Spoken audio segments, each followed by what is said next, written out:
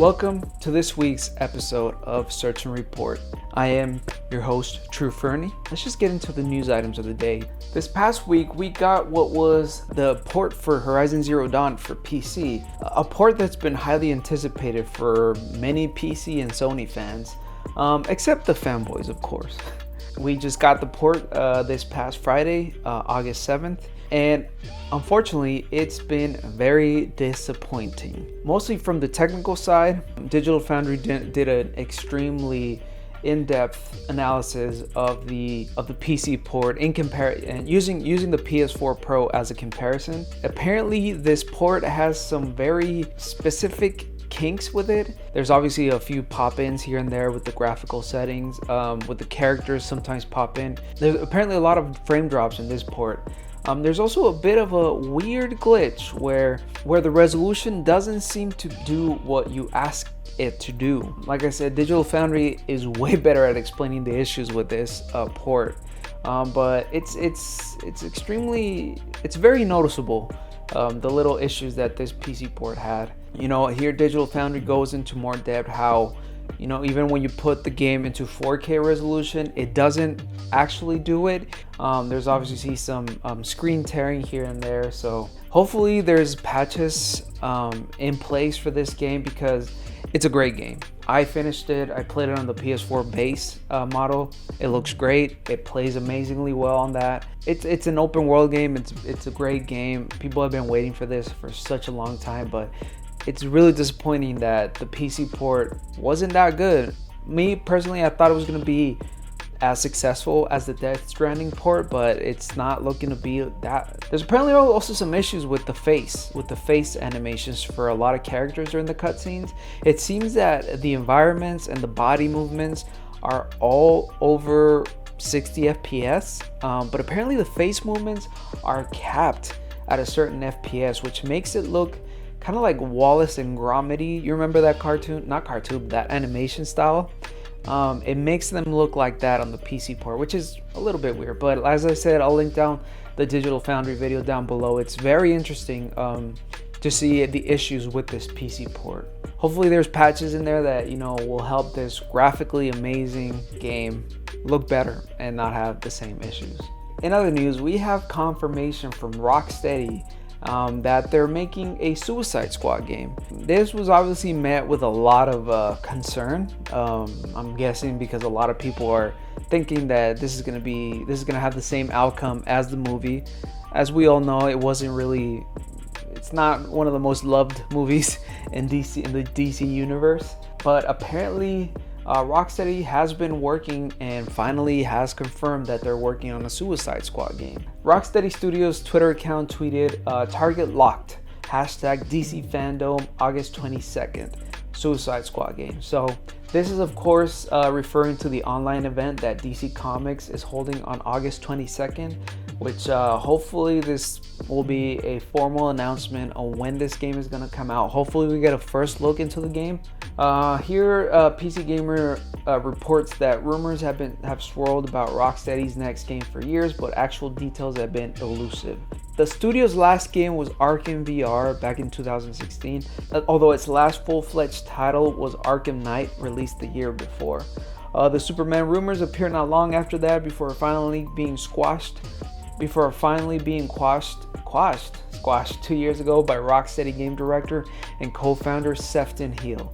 Shortly before that, the studio began hiring for a highly anticipated AAA game.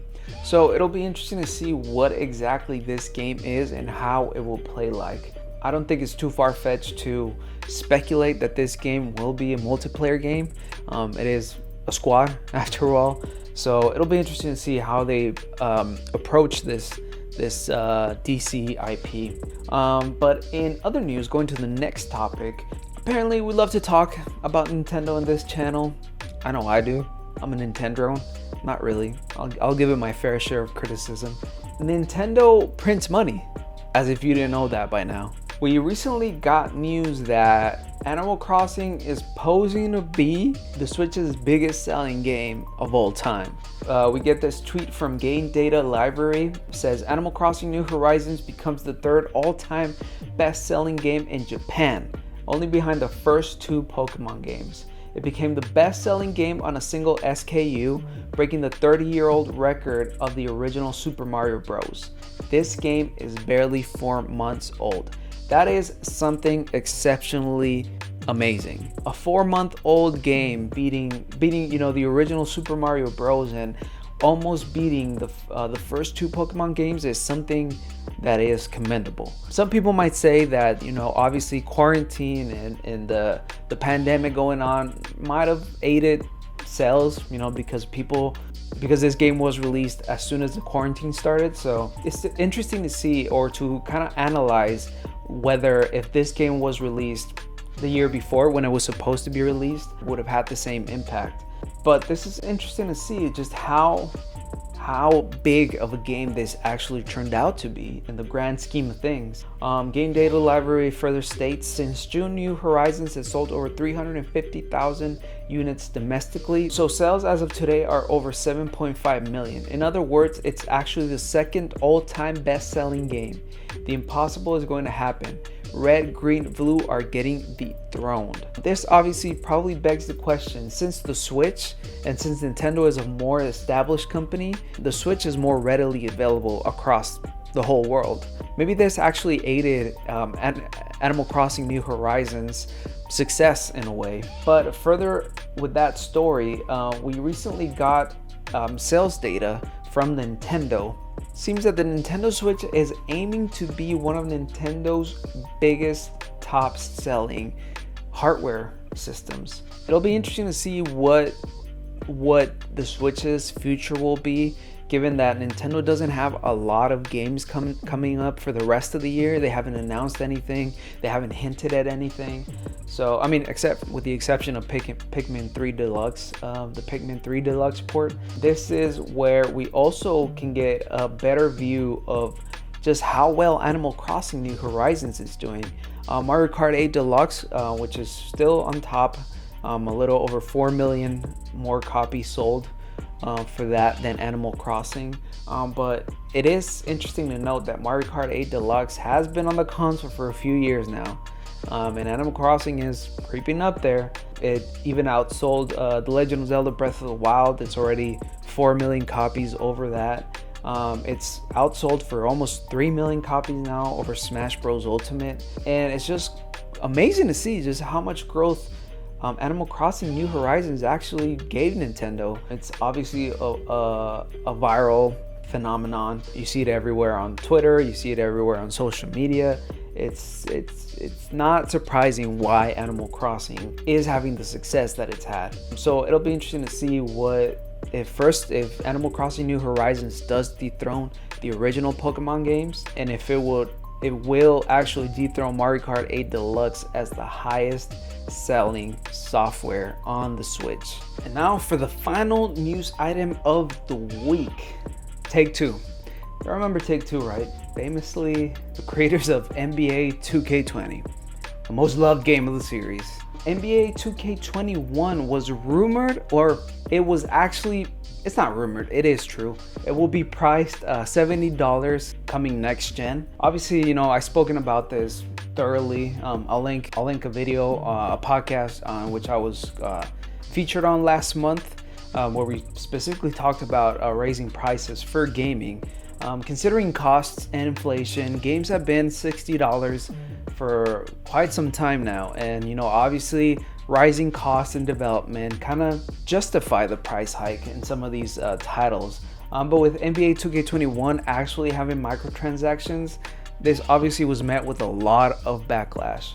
But however, Take-Two Interactive has actually backed away from their statement saying that $70 was going to be the industry standard going forward. The Verge here says, after initially becoming the first company to say it would hike the price of next-gen versions of NBA 2K20, CEO Strauss Zelnick now says that may not be the company's plan for all of its next-gen titles going forward. The Ars Technica, the CEO Zelnick said, "We're definitely announcing pricing on a title-by-title basis." He says, "I would just observe there hasn't been a frontline price increase for a very long time, although costs have increased significantly." I think Take-Two saw the backlash that it got regarding saying that all next-gen video games were going to be $70. This obviously was going to be met with backlash. Nobody wants to spend more money. So it'll be interesting to see how many of their games actually will be priced at $70. Not a lot of game companies really talk about pricing as openly as probably Microsoft. Phil Spencer did say that as an industry, we can price things whatever we want to price them, and the customer will decide what the right price is for them. He said in an interview with the Washington Post. He says, "I'm not negative on people setting a new price point for games because I know everybody's going to drive their own decisions based on their own business needs. But gamers have more choice today than they ever have. In the end, I know the customer is in control of the price that they pay, and I trust that system." So it'll be interesting to see just how many developers actually take the lead on increasing their pricing for their titles. I'm not saying I love this. I love the pricing increase, but it is kind of justified with just how expensive games are now turning out to actually develop them. So it'll be interesting to see what companies follow suit. Probably Nintendo.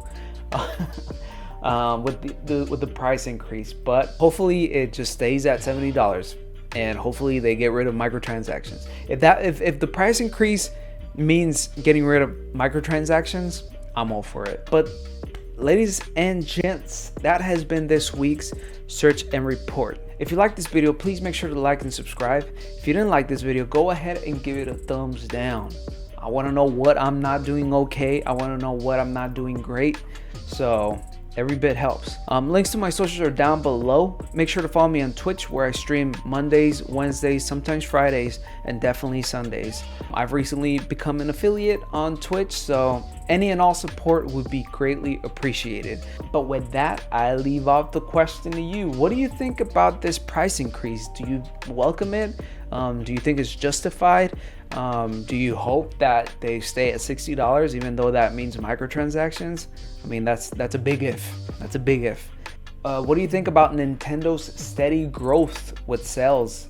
Does this mean that hopefully they'll keep pushing out new and better games? I mean, I hope, Or does it actually mean that the Switch 2 or the Switch Pro that people love to talk about is just gonna get further and further pushed down the line if the Switch is just printing money? What do you think of this new Suicide Squad game? Do you think it'll be as disappointing as the film? Let's hope not, of course.